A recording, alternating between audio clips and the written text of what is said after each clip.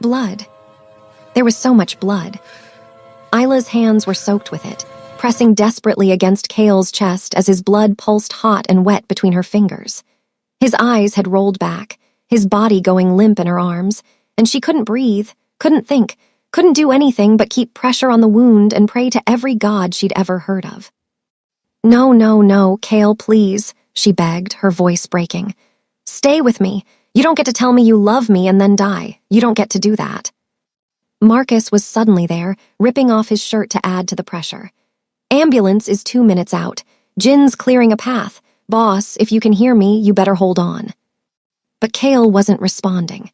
His lips were turning pale, his breathing shallow and rattling in a way that made Isla's heart want to stop entirely. The geometric patterns on his arms, those beautiful celestial designs she'd memorized over 3 years of stolen glances, were now streaked with red. It felt wrong, sacrilegious somehow, like watching art being destroyed. Why did you do that? Isla whispered, tears streaming down her face, mixing with his blood on her hands. Why did you jump in front of me? But she knew why. It was the same reason he'd been willing to trade his entire empire for her life. The same reason he'd stormed a warehouse full of armed men. The same reason he'd kept her at arm's length for 3 years, terrified that getting too close would put her in danger. He loved her, completely, devastatingly, dangerously. And now he might die because of it. The ambulance arrived in a chaos of sirens and flashing lights. Paramedics swarmed them, pushing Isla gently but firmly aside as they worked on Cale. She watched, numb and shaking, as they cut away his blood-soaked shirt, attached monitors, started an IV.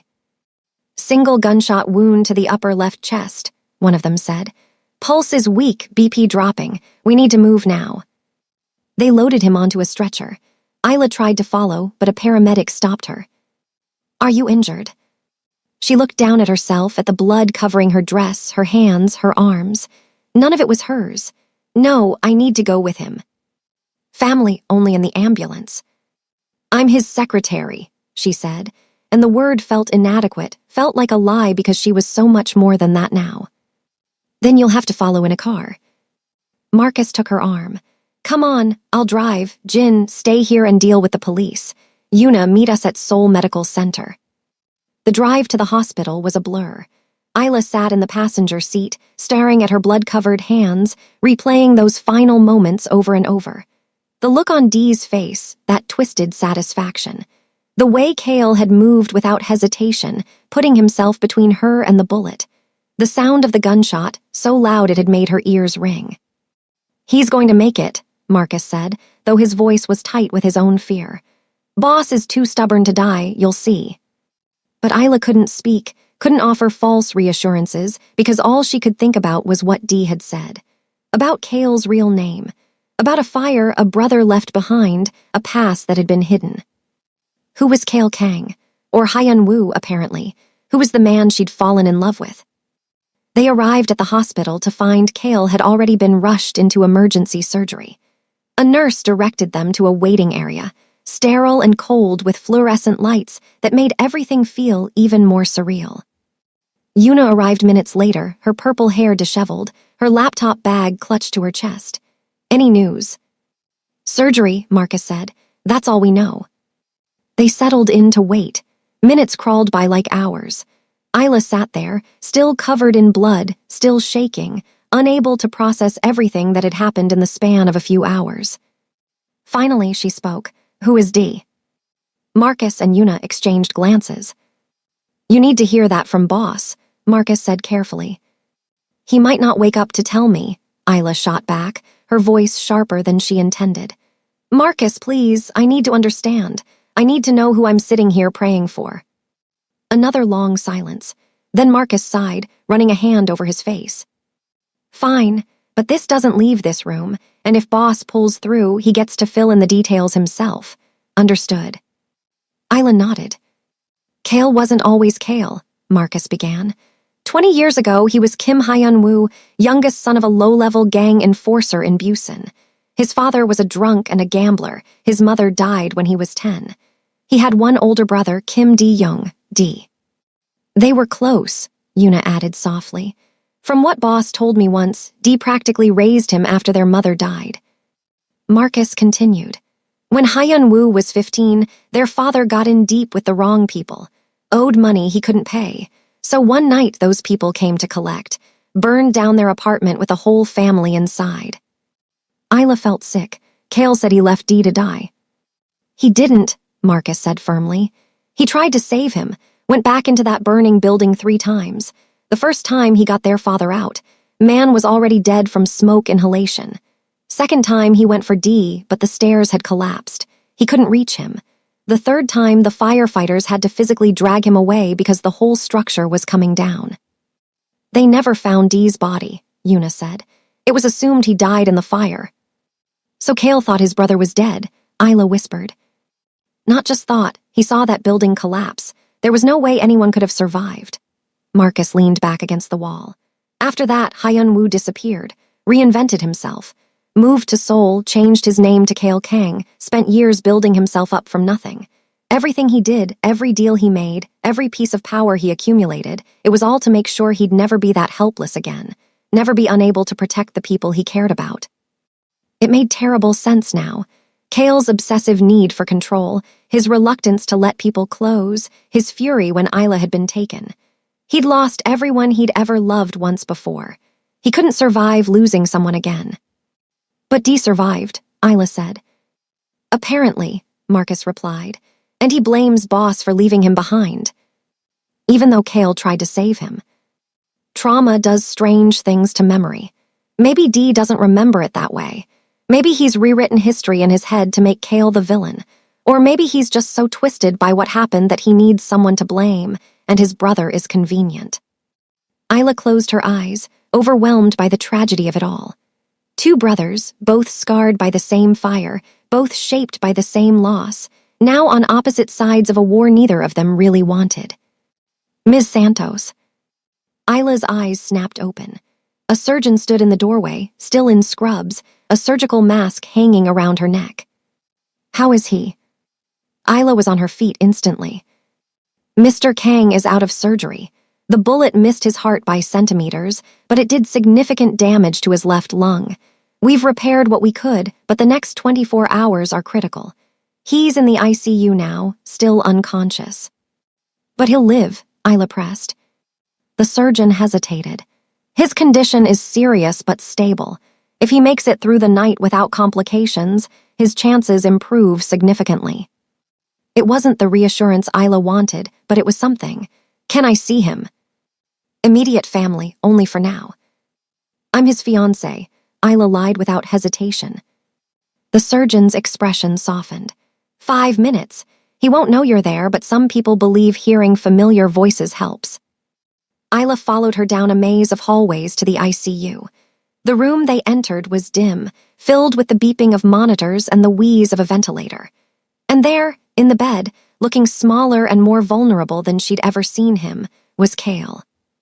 His chest was heavily bandaged, tubes and wires running from his body to various machines. His face was pale, almost gray, and those beautiful tattoos on his arms seemed muted without his consciousness to give them life. 5 minutes, the surgeon repeated, then left them alone. Isla moved to his bedside, taking his hand carefully, avoiding the IV. His skin was cool to the touch. Hey, she whispered. I don't know if you can hear me, but I need you to listen. You don't get to leave me, Kale, or Hyun Woo. Whatever name you want to use, I don't care. You don't get to tell me you love me and then die on me. She paused, swallowing hard against the tears threatening to spill over again. I understand now why you kept me at a distance, why you were so terrified of letting me in. You've lost everyone you ever cared about, and you were trying to protect me from the same fate. But Kale, you can't protect people by pushing them away. You can't keep them safe by refusing to let them choose to be with you. The monitors beeped steadily, the only indication that he was still alive. I choose you, Isla continued, squeezing his hand. I choose you with all your secrets, all your scars, all your past. I choose you knowing exactly how dangerous your world is. I'm not some fragile thing that needs to be protected. I'm strong enough to stand beside you. I just need you to be strong enough to let me. She leaned down, pressing a kiss to his forehead. So you fight. You fight to come back to me. because I have things I need to say to you and you need to be awake to hear them. A nurse appeared in the doorway. I'm sorry, but time's up. Isla nodded, reluctantly releasing Cale's hand. I'll be back, she promised him. I'm not going anywhere. The next 18 hours were the longest of Isla's life. She refused to leave the hospital, camping out in the ICU waiting room despite Marcus's attempts to get her to go home and rest. She couldn't rest, not while Cale was fighting for his life. Una brought her clean clothes and takeout she couldn't eat. Marcus brought updates on the situation with Dee, who had vanished into the city like smoke. Jin stood guard, silent and vigilant, making sure no one who shouldn't be there got anywhere near the ICU. And Isla waited. She dozed fitfully in an uncomfortable chair, jerking awake every time a doctor walked by, every time a monitor alarm sounded somewhere in the ICU. The blood had been washed from her hands, but she could still feel it, still see it every time she closed her eyes. It was dawn, pale light filtering through the waiting room windows, when the surgeon finally appeared with news. He's awake, she said, and Isla nearly collapsed with relief. Asking for you, actually. You can see him, but keep it brief. He needs rest. Isla practically ran to his room. Cale was propped up slightly in the bed, the ventilator gone, replaced with a nasal cannula. His eyes were open, tired but alert, and when he saw her, something in his expression crumbled. Isla, he rasped, his voice rough from the tube that had been in his throat. She moved to his bedside, taking his hand. You scared me. I'm sorry, he squeezed her fingers weakly. Are you hurt, did they? I'm fine. You took the bullet meant for me, remember? Good. His eyes drifted closed for a moment, then opened again with effort. D. Gone. Marcus and Jin are looking, but he disappeared. Cale's jaw tightened. He'll come back, he's not done. Then we'll deal with it together, Isla said firmly. But right now, you need to focus on healing. Isla, about what he said, about my past. I know, she interrupted gently. Marcus told me, about the fire, about Hyun Woo, about Dee, all of it.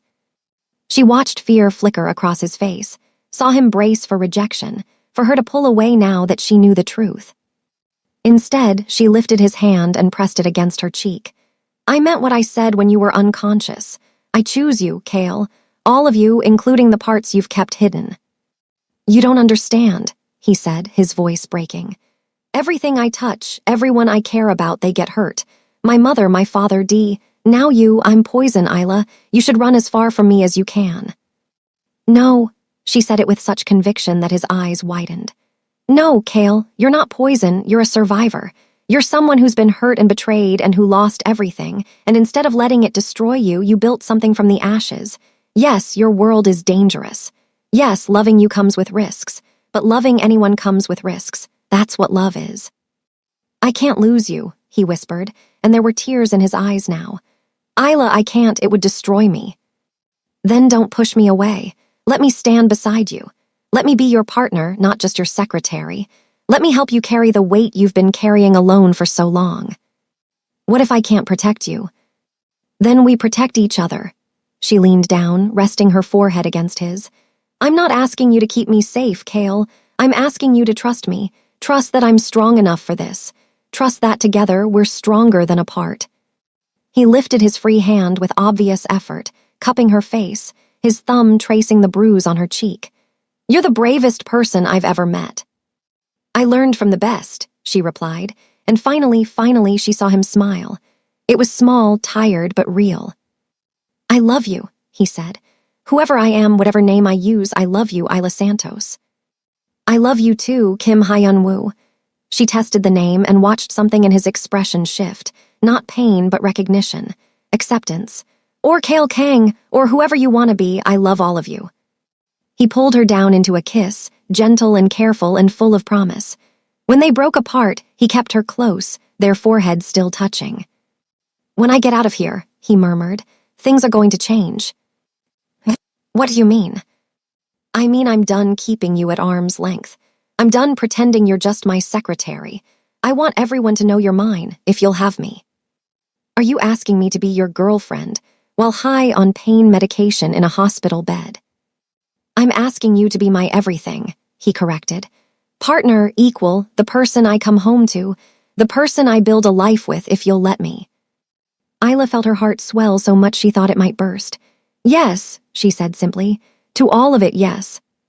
They stayed like that until the nurse came to shoo Isla out, insisting Cale needed rest. But as she left, she saw him watching her with an expression she'd never seen before. Not the careful control he usually wore, not the possessive jealousy from the gala, but hope, raw, vulnerable hope. The next week was a blur of recovery and rebuilding.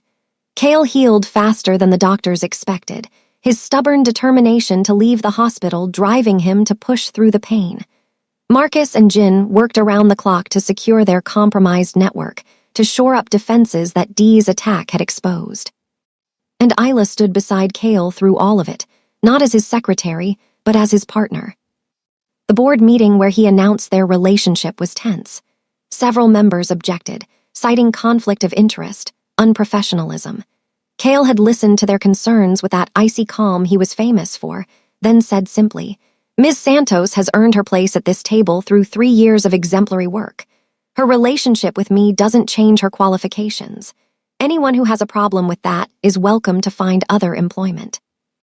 No one had pushed further. But Dee remained a ghost, hovering over everything like a threat that hadn't yet materialized. They knew he was out there, planning, waiting. The question was when he would strike, not if. The answer came 2 weeks after Cale was released from the hospital. Isla was in Cale's penthouse, her penthouse now too, since she'd officially moved in. She was reviewing contracts when her phone buzzed with a message from an unknown number. Roof, come alone, or I start killing his people one by one. Her blood ran cold. She knew who it was. She should have told Cale, should have called Marcus or Jin, but the message had been clear. Come alone. And she'd meant what she said about being strong enough for this world, about protecting each other. She left a note on Cale's desk, just in case. Then she took the elevator to the roof. Dee was waiting there, standing at the edge, looking out over Seoul. He'd lost the mask. Without it, the resemblance to Cale was striking. Same sharp features, same dark eyes. But where Cale's face carried the weight of responsibility and hard-won wisdom, Dee showed only bitterness. Ms. Santos, he said without turning, thank you for coming. What do you want, Dee? To talk, to understand. He finally looked at her. My brother, does he love you? Yes. Enough to die for you, apparently. Dee's laugh was hollow. That must be nice, to be loved like that. He loved you too, Isla said carefully. He tried to save you from that fire. He thought you were dead. He left me, Dee said, his voice rising. I was trapped, burning, screaming for him, and he left. He tried 3 times to reach you. The building collapsed. Did he tell you that? Or did his loyal dogs? Dee moved toward her. You weren't there, Miss Santos. You didn't hear me calling for him. You didn't feel what it was like to realize your own brother chose to save himself instead of you. That's not what happened. Then what did happen? Dee demanded. Because the way I remember it, I woke up in a hospital 3 months later with degree burns covering half my body and no family to claim me. I spent 5 years in juvie because they thought I'd started the fire. 5 years of hell while my brother was out here building an empire. Isla could hear the pain underneath the anger, could understand how trauma and time had twisted his memories into something dark. I'm sorry, she said, and meant it. I'm sorry that happened to you. I'm sorry Cale didn't find you, didn't know you were alive. But Dee, revenge won't heal what's broken inside you. Maybe not, but it'll make me feel better. He pulled out a gun. Do you know what my plan was? I was going to kill you in front of him, make him watch you die the way I watched everything I loved burn. But then I realized something. Death is too quick, too merciful. He aimed the gun at her, and Isla forced herself to stand still, to not show fear. So instead, Dee continued, I'm going to give my brother a choice. He can let you live and come with me, give himself up, or he can keep his empire and watch you die. Let's see what matters more. He's not here, Isla said, so unless you plan to wait. Oh, he's here, Dee interrupted, gesturing with the gun. He's been here for 3 minutes, standing in the stairwell, trying to figure out how to take me down without me shooting you first. Haven't you, brother? The stairwell door opened, and Cale emerged, hands raised, no weapon visible. He looked between Isla and Dee, his face carefully neutral, but Isla could see the fear in his eyes. "Let her go, Dee," Cale said. "This is between us." "Is it? Because it seems like she's very much involved."